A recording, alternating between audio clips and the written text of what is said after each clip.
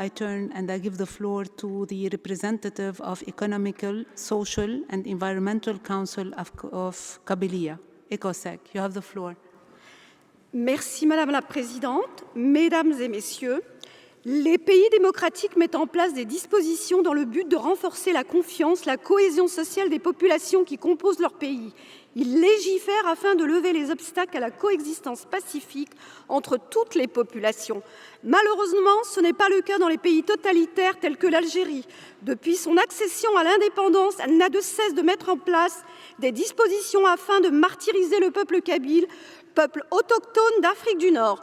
L'État algérien détruit petit à petit l'économie, l'environnement et l'identité kabyle. Les mines de Talla Hamza voulues par le pouvoir central vont fortement impacter l'écosystème local et vont entraîner un fort risque de pollution.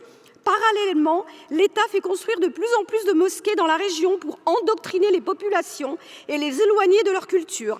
L'État algérien cherche en effet à faire disparaître toute culture pré-arabisation. Les manifestations culturelles kabyles sont interdites et réprimées au même titre que les manifestations politiques.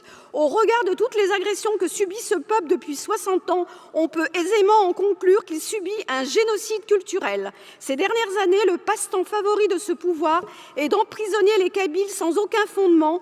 Pour un simple like sur les réseaux sociaux, vous risquez de vous retrouver en prison pour atteinte à l'unité du pays. Les procès sont expéditifs, dignes de l'époque de la Stasi. La condamnation peut aller jusqu'à la peine capitale. On ne compte plus le nombre de personnes emprisonnées. Ces prisonniers sont envoyés à des centaines de kilomètres de la Kabylie afin que les visites de leur famille soient coûteuses et rares. Même les soutiens non kabyles subissent le même sort. L'écrivain de renom Boualem Sansal, âgé et malade, vient juste d'être libéré après 1 an dans les geôles de ce pouvoir, et ce grâce à de fortes pressions.